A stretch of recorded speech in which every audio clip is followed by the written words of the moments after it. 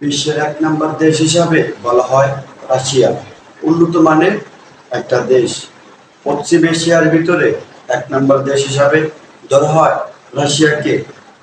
কখন কি করবেন তা কোনো সিদ্ধান্ত না নিয়ে নেমে পড়েন ভ্লাদিমির পুতিন।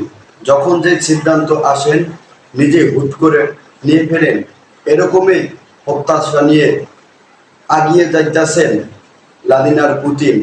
লোকটা ইহুদি কিন্তু ভালোবাসেন মুসলমানকে, এরকম আশা নিয়ে রিপোর্ট করেছেন সাদিয়া আক্তার। বিস্তারিত সাদিয়া আক্তারের রিপোর্ট। স্বাধীন ফিলিস্তিন রাষ্ট্রই সমাধানের একমাত্র উপায়, কিন্তু তার কথায় কান দেন না ইসরায়েলি নেতা বেনিয়ামিন নেতানিয়াহু ও দেশটির প্রধান দোসর জো বাইডেন। উল্টো সংকট আরও তীব্র করে নিরীহ ফিলিস্তিন ও আরবদের ওপর নির্বিচারে হামলা চালিয়ে। তবে ইসরায়েলি আগ্রাসনের বিরুদ্ধে শুরু থেকেই প্রতিরোধ লড়াইয়ে হাজির লেবাননের সশস্ত্র সংগঠন হিজবুল্লাহ আর ইয়েমেনের বিদ্রোহী গোষ্ঠী হুতি। তাদের সঙ্গে আছে ইরাক, সিরিয়ায় ইসলামিক যোদ্ধারা। ইরান সমর্থিত এই প্রতিরোধ অক্ষের দাপটে এখন রীতিমতো ত্রিশঙ্কু অবস্থা ইসরায়েলের। বিশেষ করে লোহিত সাগরে হুতিদের একের পর এক সফলতায় এখন দিশেহারা ইসরায়েলের বন্ধু পশ্চিমারা। সম্প্রতি লোহিত সাগরের পাশাপাশি হুতিরা তাদের হামলার পরিধি বিস্তৃত করে নিয়ে গেছে ভূমধ্য ও আরব সাগর পর্যন্ত।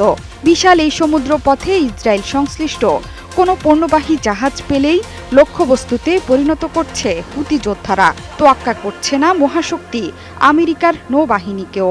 উল্টো পশ্চিমাদের যুদ্ধ জাহাজকে ধাওয়া করে ইয়েমেনের উপকূল ছাড়া করছে ফিলিস্তিনের পর বন্ধু এই গোষ্ঠীটি। আর প্রকাশ্যে বা গোপনে হুতিদের হাতে আধুনিক অস্ত্রের চালান কিংবা নকশা দিয়ে সহায়তা করে যাচ্ছে রাশিয়া। সেই সঙ্গে লোহিত সাগরে কৌশলগত যুদ্ধে কি করে জিততে হবে সেই বুদ্ধি ও পরামর্শ দিয়ে যাচ্ছে দেশটি। সম্প্রতি মধ্যপ্রাচ্যে রাশিয়ার বিশেষ দূত মিখাইল বোগদানোভের সঙ্গে লোহিত সাগরে চলমান সামরিক অভিযান নিয়ে আলোচনা করেছে ইয়েমেনের এই সশস্ত্র গোষ্ঠীর একটি প্রতিনিধি দল। ইয়েমেন মনিটরের এক প্রতিবেদনে বলা হয়েছে, এই বৈঠকে গাজায় ইসরায়েলের আগ্রাসন এবং ইয়েমেনে ইঙ্গো মার্কিন জোটের হামলা বন্ধের উপায় নিয়ে আলোচনা হয়েছে। এ সময় হুতি কর্মকর্তারা জানিয়েছেন, লোহিত সাগরে একমাত্র ইসরায়েল সংশ্লিষ্ট জাহাজে হামলা করা হচ্ছে, অন্য কোনো দেশের জাহাজকে লক্ষ্যবস্তু করা হচ্ছে না। হুতি মনে করে ইসরায়েল সংশ্লিষ্ট যে কোনো জাহাজই তাদের বৈধ টার্গেট।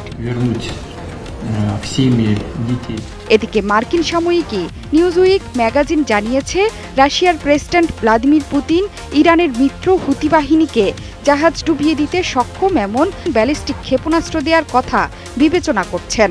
তাই বাইডেন প্রশাসনের আশঙ্কা, মস্কোর সঙ্গে হুতিদের সম্পর্ক লোহিত সাগরে পশ্চিমা জাহাজের চলাচলকে আরও বেশি বিপন্ন করে তুলবে, একই সঙ্গে সাগরের নিরাপত্তা ব্যবস্থাকে ভঙ্গুর করে দেবে।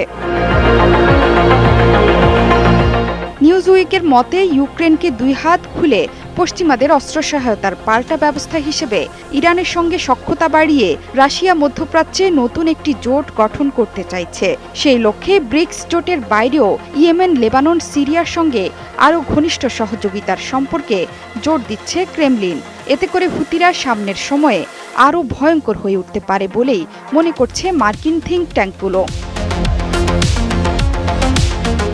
উল্লেখ্য, গেল নভেম্বর থেকে শুধু পেন্টাগনের হিসেবেই ইয়েমেনের উপকূলে প্রায় ২০০ পণ্যবাহী জাহাজে হামলা হয়েছে।